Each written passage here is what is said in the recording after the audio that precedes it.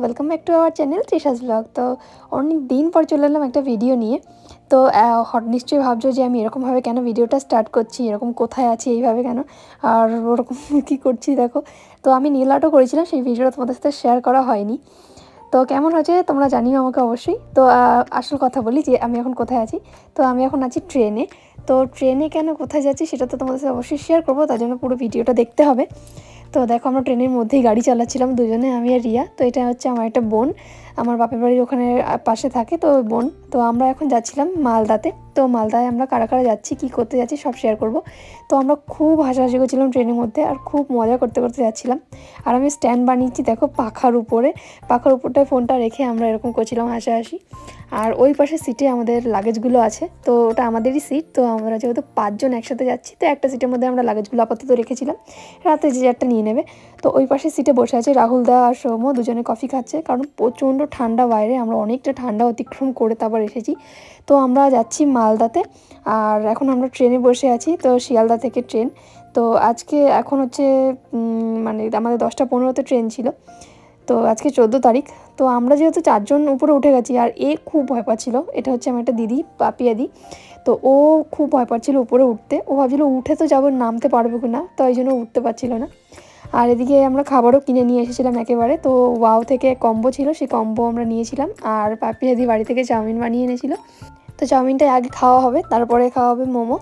তো আর তার মাঝখানে একটা কথা বলি যে এতদিন কেন ভিডিও আসেনি, কারণ আমার শাশুড়ি মায়ের অপারেশন হয়েছে, আর খুবই শরীর খারাপ ছিল, ওই জন্য একদম সময় পেতাম না, সময় পাচ্ছিও না এখন।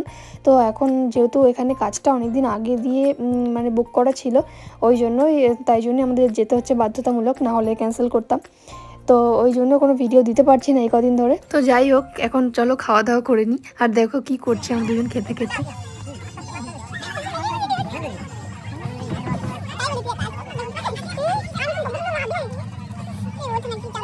তো আমাদের চাউমিন খাওয়া কমপ্লিট, আর এবার মোমোর পালা। তো মোমোটা কিন্তু মানে যেটা আমরা প্যাকিং করে নিয়ে এসেছিলাম, পার্সেল দেয় এর সাথে, না কোনো সস না কোনো স্যুপ, তো এমনিই দেয় না ওয়াওয়ে।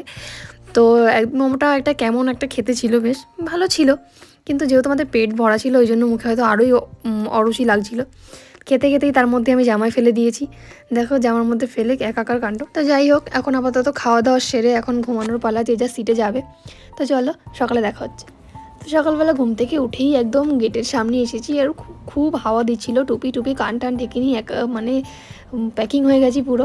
আর বাইরেটা দেখো শুধু কি কুয়াশা আমাদের, আর একটু পরেই হয়তো আমরা নামবো।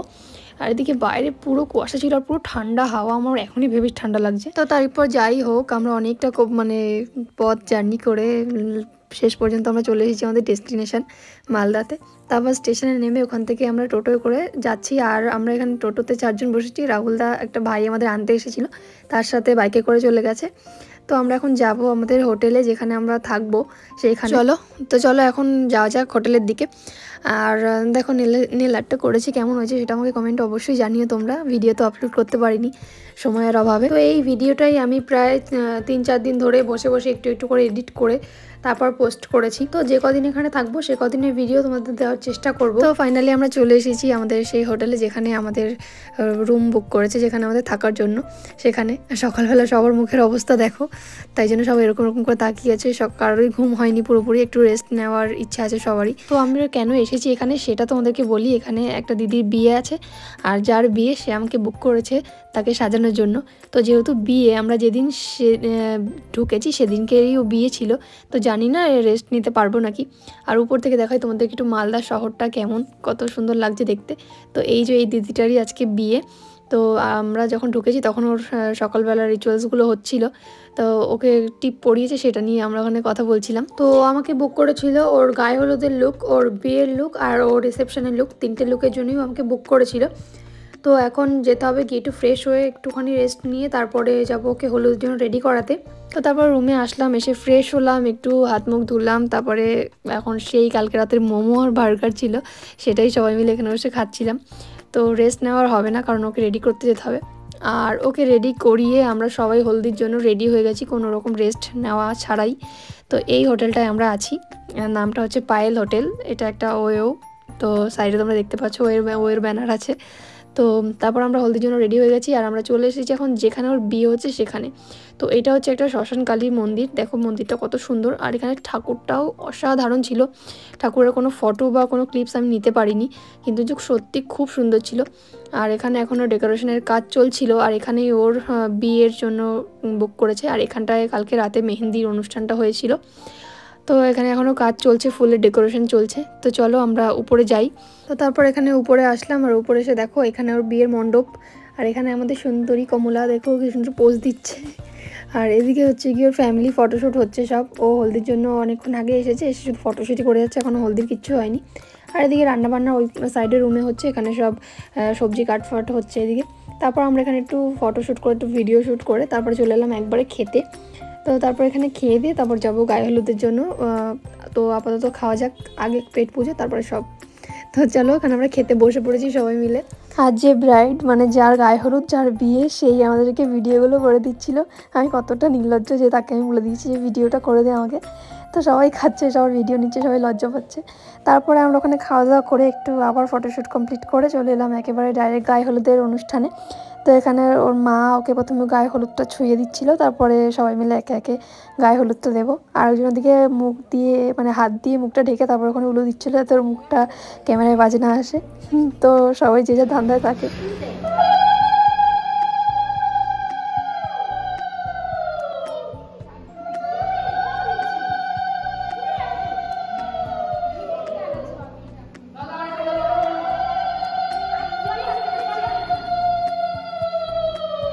তো এখানে সমস্ত রিচুয়াল সেরে আমরা চলে এলাম আমাদের রুমে।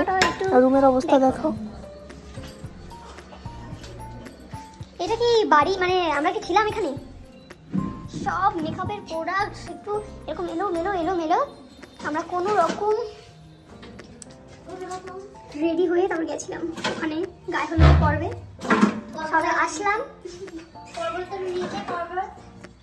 আসলাম আর এসে এবার চেঞ্জ করবো, একটু পরে ওকে আবার সাজাতে যেতে হবে। তো সেই ভিডিও তো তোমাদেরকে অবশ্যই তোমার সাথে শেয়ার করবো, আর অবশ্যই কিন্তু দেখো। আর আপাতত এগুলো সব গোছাবো, দেখো একটু এগুলো মানে মনে হচ্ছে এখানে কোনো জন্তু জানোয়ার ছিল, মানুষ ছিল বলে আমার তো মনে হয় না, কারণ এরকম ঘর দেখলে আমার মাথা ঘুরে সবসময়, এত মেসি হয়ে আছে।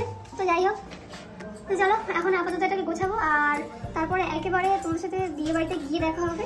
কারণ এরপরে ওকে রেডি করতে হবে, তারপরে ওখানে হল রুমে যেতে হবে, এখান থেকে অনেকটাই দূরে। তো তো তারপর ওখানে যাবো, গিয়ে ওখানে আবার তারপর তোমার সাথে শেয়ার করবো। তো ভিডিওটা দেখতে থাকো, সঙ্গে থাকো। তো এই দেখো আমার মিষ্টি ব্রাইড। তো আমরা যখন ঢুকেছি তখনই ওর বিয়েটা হচ্ছিল।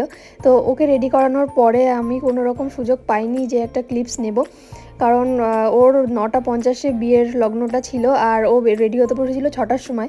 তাই জন্য ওকে তাড়াহুড়ো করে রেডি করিয়ে ওকে তাড়াতাড়ি করে ছাড়তে হয়েছিল, ওই জন্য কোনো রকম ফটো কোনো রকম আমি ক্লিপস নিতে পারিনি। তো ওর কিছু ফটো আমি অ্যাড করে দিলাম। তো তোমরা অবশ্যই আমাকে দেখে জানিও ওকে কেমন লাগছে দেখতে। আর তোমরা তোমাদের স্পেশাল ডেতে বুক করতে চাইলে আমাকে অবশ্যই বুক করতে পারো। তো দেখা হচ্ছে নেক্সট ভিডিওতে ওরই হলদি লুকের ফুল টিউটোরিয়াল ভিডিও নিয়ে। তো আজকের ভিডিওটা যদি ভালো লাগে থাকলে লাইক, কমেন্ট, শেয়ার, চ্যানেলটিকে সাবস্ক্রাইব করতে একদম ভুলো না। সবাইকে টাটা অ্যান্ড গুড বাই।